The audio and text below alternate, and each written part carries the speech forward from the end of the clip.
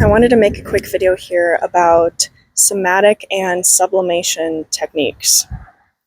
You can only talk through things and experiences and emotions so much because it's been scientifically proven that trauma, unprocessed emotions can get stuck in the body. But again, like I said, even if you talk through things, those layers go really deep. And so the only way to release those deeper layers is to go through the body because they are trapped in the body.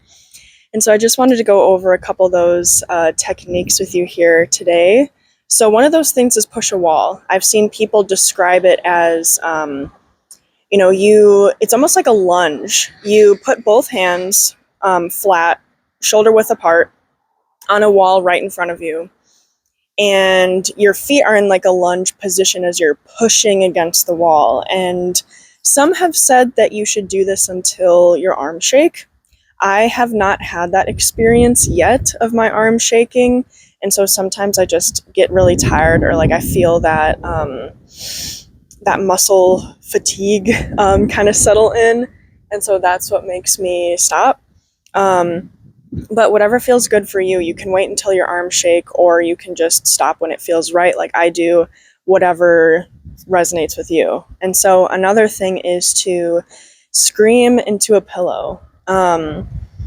This is not only good for releasing purposes, but also it's just kind of, to me, it's a courtesy for the people around you, even if you're in a house or somewhere where you might not be heard. You can strain your voice really easily by like screaming out loud without the pillow, but also you don't want to signal to people around you that you're in danger potentially. So the pillow is a safer option, not only for you physically, but also so that around, like, the people around you don't get the wrong idea, in my opinion. That's what I think about that.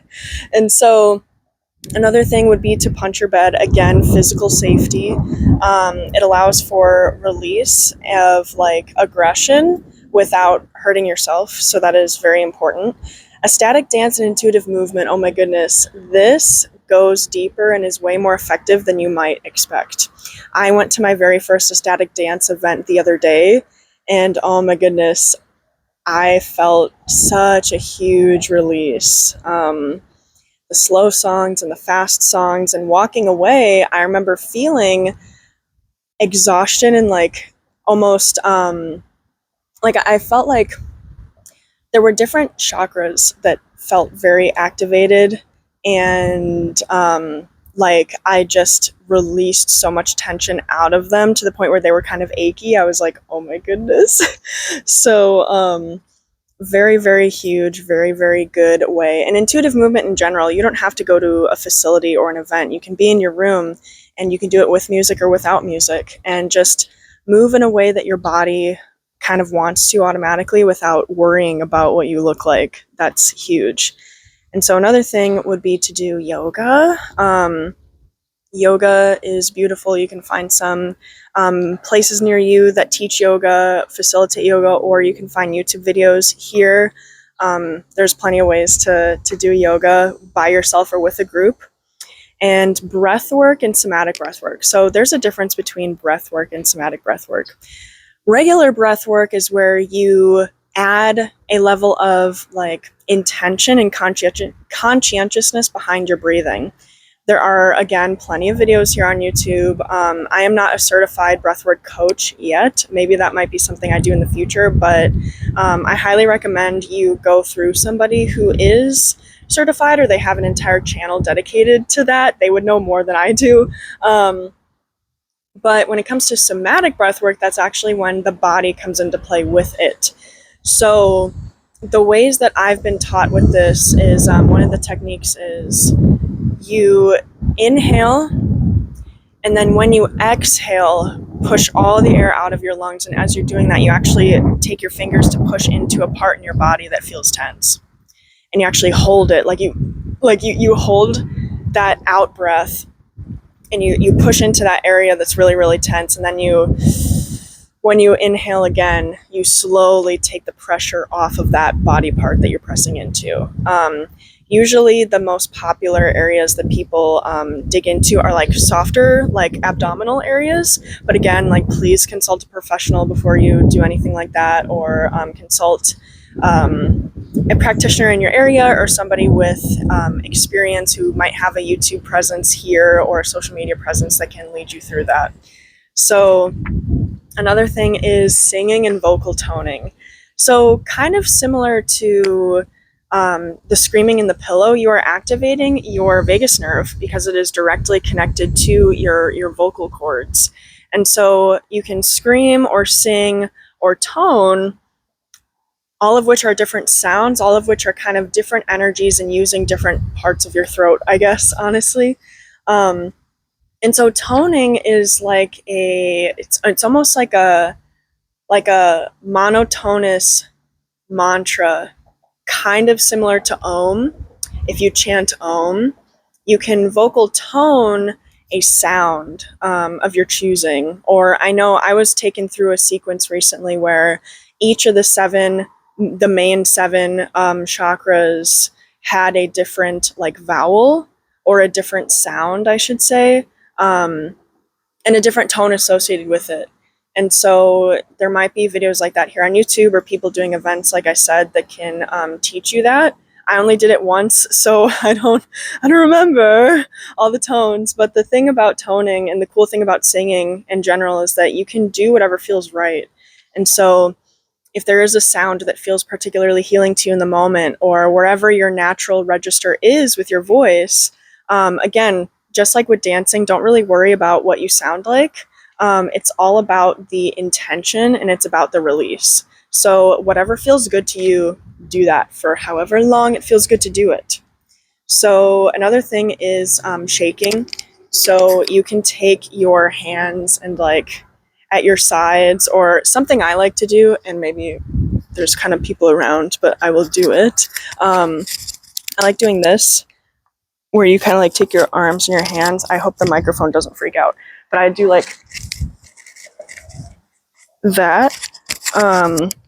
You can shake your legs, or sometimes I also do this. I like not that high up, but when I'm just like standing, I do that. I like shake my ankles, shake my knees. And you can even like shake your torso, shake your shoulders, your body, your hips, whatever feels good for you. That is a really great way to release trapped tension for sure. And another thing, stomping in the grass barefoot. I've seen people talk about how when we are walking in the grass or standing in the grass or literally doing anything in the grass barefoot, there is an exchange and like a mingling of electrons between our atoms and the Earth's atoms.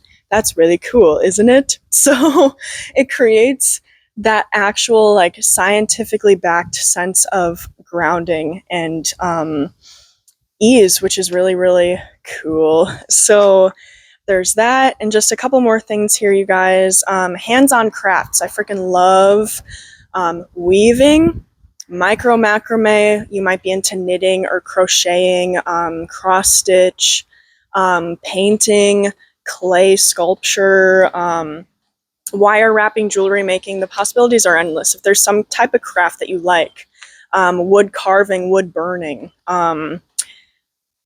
there's so much, so many crafts out there, so many art mediums.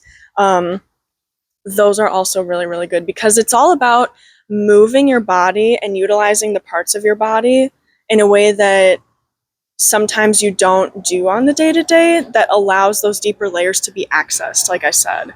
And so another thing is kind of similarly drumming or rhythm instruments like shakers. So there are so many different types of drums. Drums are so powerful, really, really cool for not only release, but also building up energy if you're somebody who likes spell work and rituals.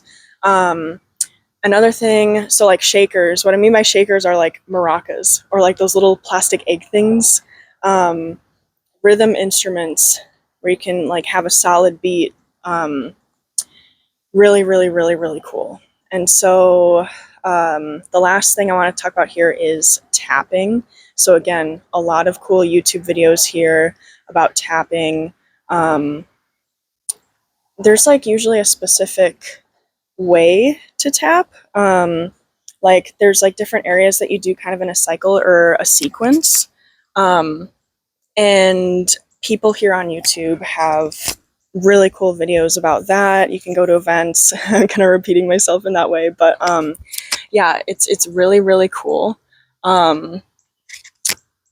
But starting at the basics, honestly, where I started with tapping is just tapping the area that has pain or tension, or you're feeling some type of emotion settling there, like grief or sadness or something like that. You can tap the area like this. I like to use all of my fingers, but you can use 2 fingers, especially on the temple area or the jaw. 2 fingers. I use all fingers for different parts of the body, or you can even do like gentle, kind of like little slaps with your whole hand. Whatever feels best for you, especially on the shoulders or the legs, the full hand feels good. And so, yes, that is it for today's video. Thank you guys so much for watching. And if you found this helpful, please go ahead and give this a like. If you have any comments or questions at all, feel free to comment down below. And I do offer personal, 11:11, I just saw 11:11 on my timer. I do offer personal sessions, group sessions, and courses are in the works. But all of that information will be down below in the description box. So thank you guys so much. I will see you in the next one.